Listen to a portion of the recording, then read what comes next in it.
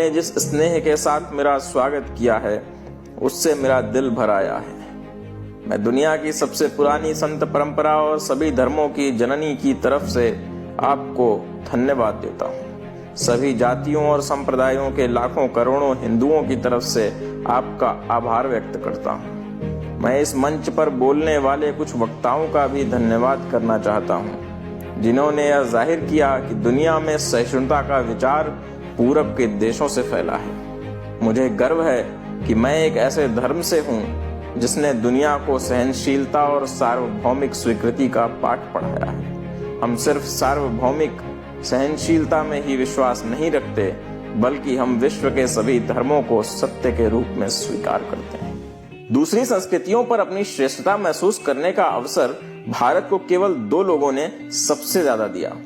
एक मनोज कुमार की 1970 में आई फिल्म पूरब और पश्चिम के उस दृश्य में, जब लंदन में गोरों और प्रवासी भारतीयों के बीच क्लब में घूमती टेबल पर बैठकर उनका किरदार भारत गाता है। जब 0 दिया मेरे भारत ने दुनिया को तब गिनती आई। और इससे पहले स्वामी विवेकानंद जी ने, जिन्होंने 11 सितंबर 1893 को शिकागो की विश्व धर्म संसद में अपने कौशल व विचारों की ऊर्जा से परिपूर्ण एक ऐतिहासिक भाषण दिया था। ये वो भाषण है जिसने पूरी दुनिया के सामने भारत को एक मजबूत छवि के साथ पेश किया। जितना बड़ा संघर्ष होगा, जीत उतनी ही शानदार होगी। ऐसे महान विचारों के धनी स्वामी विवेकानंद का जन्म 12 जनवरी सन 1863 को हुआ था। उनका घर का नाम नरेंद्र दत्त था। उनके पिता विश्वनाथ दत्त पाश्चात्य सभ्यता में विश्वास रखते थे। वे अपने पुत्र नरेंद्र को भी अंग्रेजी पढ़ाकर पाश्चात्य सभ्यता के ढंग पर ही चलाना चाहते थे। नरेंद्र की बुद्धि बचपन से बड़ी तीव्र थी और परमात्मा को पाने की लालसा भी प्रबल थी, जिसके लिए वे पहले ब्रह्म समाज में गए, किंतु वहां उनके चित्त को संतोष नहीं हुआ। सन 1884 में उनके पिता की मृत्यु हो गई। घर का भार नरेंद्र पर पड़ा। घर की दशा बहुत खराब थी। कुशल यही था कि नरेंद्र का विवाह नहीं हुआ था। अत्यंत गरीबी में भी नरेंद्र बड़े अतिथि सेवी थे।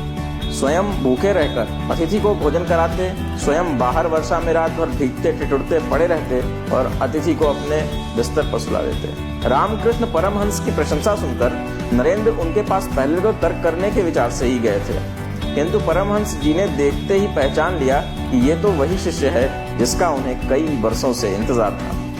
परमहंस जी की कृपा से इनको आत्म साक्षात्कार हुआ। फलस्वरूप नरेंद्र परमहंस जी के शिष्यों में प्रमुख हो गए।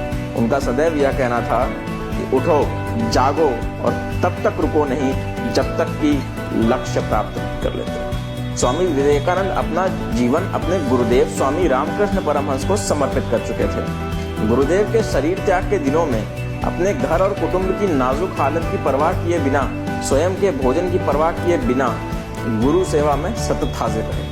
गुरु के प्रति ऐसी अनन्य भक्ति और निष्ठा के प्रताप से ही वे अपने गुरु के शरीर और उनके दिव्यतम आदर्शों की उत्तम सेवा कर सके। गुरुदेव को वे समझ सके, स्वयं के अस्तित्व को गुरुदेव के स्वरूप में विलीन कर सके, समग्र विश्व में भारत के अमूल्य आध्यात्मिक खजाने की महक फैला सके। उनके इस महान व्यक्तित्व की नींव में थी अनन्य गुरु भक्ति, गुरु सेवा और गुरु के प्रति अनन्य निष्ठा। 25 वर्ष की अवस्था में नरेंद्र दत्त ने गेरुआ वस्त्र पहन लिया।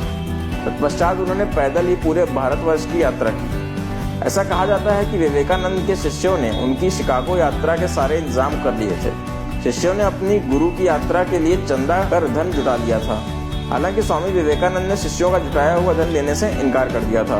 उन्होंने शिष्यों से कहा कि वह ये सारा धन गरीबों में बांट दें। बताया जाता है कि इसके बाद विवेकानंद की अमेरिकी यात्रा का पूरा खर्चा राजपुताना के खेतड़ी नरेश ने उठाया था। खैर, कहा तो ये भी जाता है कि खेतड़ी नरेश ने ही धर्म सम्मेलन में जाने के लिए नरेंद्र को विवेकानंद नाम दिया था।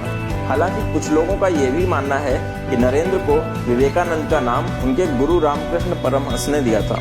आध्यात्म विद्या और भारतीय दर्शन के बिना विश्व अनाथ हो जाएगा, यह स्वामी विवेकानंद जी का दृढ़ विश्वास था। अमेरिका में उन्होंने रामकृष्ण मिशन की अनेक शाखाएं स्थापित की। उन्होंने रामकृष्ण मठ और वेदांत सोसाइटी की नींव रखी। भारत में उनके जन्मदिन को युवा दिवस के तौर पर मनाया जाता है।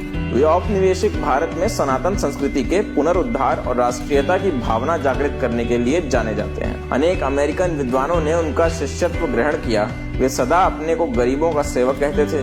भारत के गौरव को देश देशांतरों में उज्जवल करने का उन्होंने सदा प्रयत्न किया। 4 जुलाई 1902 को उनका शरीर पंचतत्व में विलीन हो गया। स्वामी जी का कहना था कि जब तक जीना तब तक सीखना, अनुभव ही जगत में सर्वश्रेष्ठ शिक्षक है।